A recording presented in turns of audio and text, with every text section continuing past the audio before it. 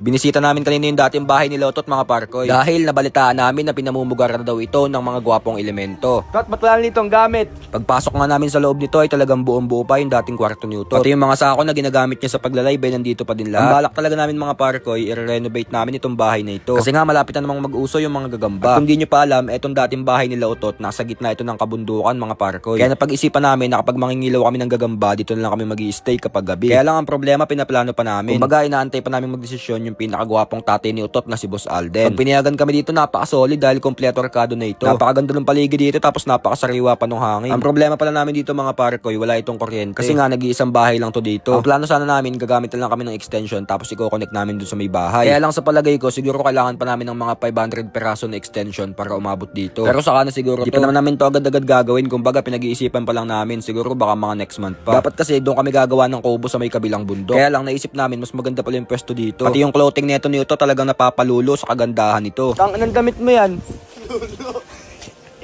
Di naman loka yan eh. Lulu nga ano. Yun ay paborito niya. Kita mong gamit pa yun sa promotion. Dito nga pala namin balak manggagamba mga parkoy sa may parting ito. Medyo natutuyo na kasi yung mga balinghoy dito tapos napakaganda pa ng pwesto. Dito naman sa may kabila, maisa naman to. Sigurado paldo kami sa gagamba dito. Napakalawak na maisanan guys tapos sa tapat nan gubatan pa din. Dito naman sa may taas, napaka-solid ng view dito. Talagang madadagdagan yung pagod mo kapag nakapunta ka na dito.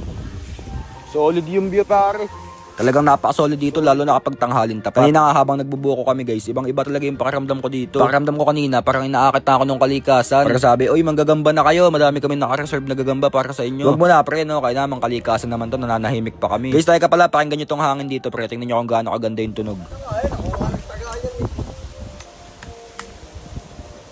Oh, di ba? Solid no. Kita nyo naman pre, January pa lang pero parang bakasyon na dito. Dito kami nakapwesto guys. Ayan, tingnan nyo, ang angas. Kaya lang, ang sama ng camera ng drone guys. Di ko alam kung paano baguhin to. Pero siguro mas kailangan kong unahin baguhin yung sarili ko. Kasi nga wala pa akong permanenteng content guys. Kaya kung makikita nyo, minsan puro ML yung contents natin. Tapos minsan naman puro vlog. Gusto ko din kasi talagang ipagpatuloy yung pagka-content ko ng ML. Kaya minsan kahit tinatamad na ako mag-ML, talaga nag-ML pa din ako. Kaya lang ang problema, pag na-miss ko mag-vlog, talagang nagbablog ako pili. Kaya ngayon naguguluhan ako, di ko alam kung anong unahin ko sa dalawa. Pagkatapos kasi nito, sure ako mga 1 week lang to na pagbablog. Tapos pagkatapos nitong isang linggong vlog na to, sigurado tatamadin na naman ako nito. Tapos ang mangyayari nito, mag-ML na naman ako. Tapos after ng mga isang linggong pag-ML, balik na naman ako sa vlog. Kaya talagang napakagulo ng buhay ko mga parkoy. Hindi ko na din talaga alam minsan kung anong contents yung gagawin ko. Siguro magsuntukan contents na lang tayo. Pangat din naman kasi nga pag suntukan contents, napakapangat kasi nga bading si Utot. Spider boxing na lang siguro guys no, para mamaw talaga. Kaya lang pangat pala yun kasi doon natigil yung pangarap namin dati. Kasi doon dati nung nag-content kami, tapos pinaglaban namin yung gagamba, ayun na, doon na nagsimula. Kaya na, hanggang dito na lang muna guys. Hindi ko na alam sasabihin ko, wala na ako maisip sabihin eh.